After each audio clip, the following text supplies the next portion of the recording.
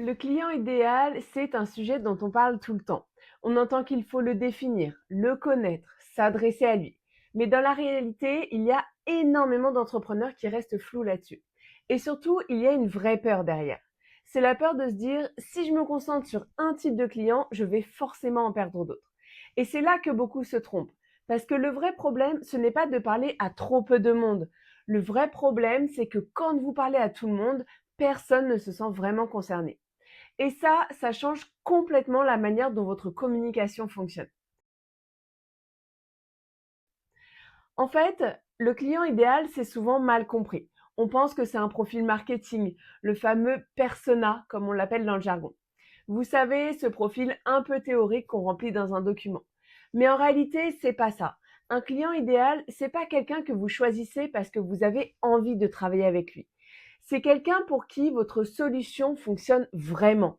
C'est la personne qui a exactement le problème que vous savez résoudre.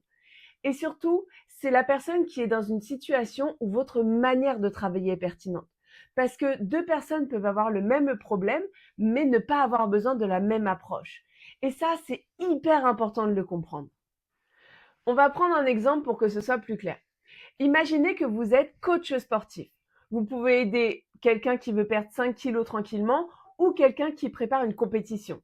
Sur le papier, c'est le même métier et vous savez faire les deux. Mais dans la réalité, c'est pas tout à fait la même chose. La personne qui veut perdre 5 kilos, elle cherche quelque chose de simple et de progressif. Elle veut prendre une routine, se remettre en mouvement sans que ça prenne toute la place dans sa vie. Alors que la personne qui prépare une compétition, elle est dans une logique complètement différente. Elle est prête à s'entraîner intensément, à suivre un cadre strict et aller beaucoup plus loin dans l'effort. Donc forcément, vous ne leur parlez pas de la même manière. Maintenant, imaginez que vous essayez de parler aux deux en même temps. Vous allez dire quelque chose comme je vous aide à atteindre vos objectifs physiques avec un accompagnement adapté à votre rythme. Sur le papier, c'est correct, ça parle aux deux. Mais en réalité, personne ne se reconnaît vraiment. La personne qui veut perdre 5 kilos tranquillement va se dire ok, mais c'est un peu vague. Et la personne qui prépare une compétition va se dire oui, mais est-ce que c'est assez poussé pour moi? Et au final, le résultat, c'est que votre message est juste, mais il n'accroche personne. Alors que si vous choisissez un seul type de client, votre message devient tout de suite beaucoup plus clair. Par exemple, je vous aide à reprendre une activité sportive durable sans pression, même si vous partez de zéro. Ou au contraire, je vous accompagne dans une préparation physique exigeante pour atteindre un objectif précis. Et là, d'un coup, les gens se reconnaissent parce que le curseur est mis au bon endroit. Donc le client idéal, ce n'est pas juste une question de problème à résoudre, c'est aussi une question d'alignement. Un alignement entre votre approche, votre manière de travailler et la situation de la personne. Et quand cet alignement est là, tout devient beaucoup plus simple. Quand vous êtes clair sur votre client idéal, votre communication change immédiatement. Vous savez de quoi parler, vous savez quels mots utiliser, vous savez quel problème mettre en avant et surtout, vous arrêtez de parler dans le vide. Parce que le problème de beaucoup de communication aujourd'hui, c'est pas le contenu, c'est pas un manque d'idées, c'est un manque de précision.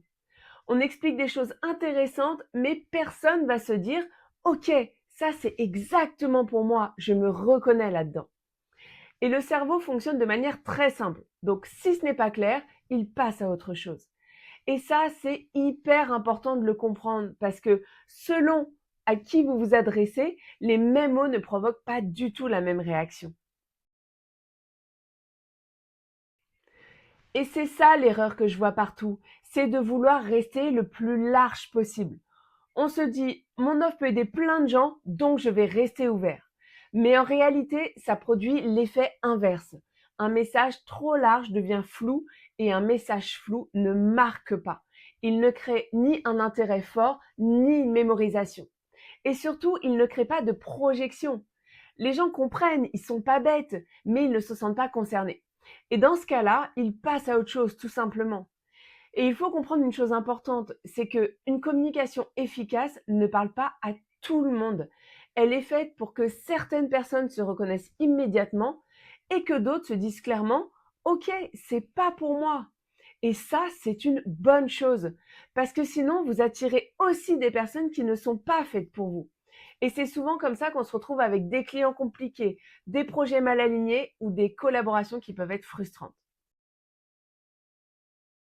Et il y a un point qu'on oublie souvent, c'est que le client idéal ne change pas seulement votre communication. Il change aussi ce que vous proposez.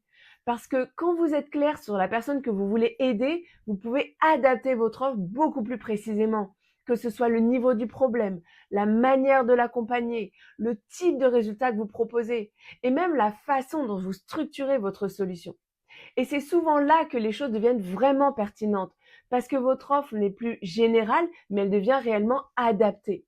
Et c'est exactement pour ça que le client idéal est directement lié au positionnement. Parce que, évidemment, on ne se positionne jamais dans le vide. On se positionne toujours par rapport à quelqu'un.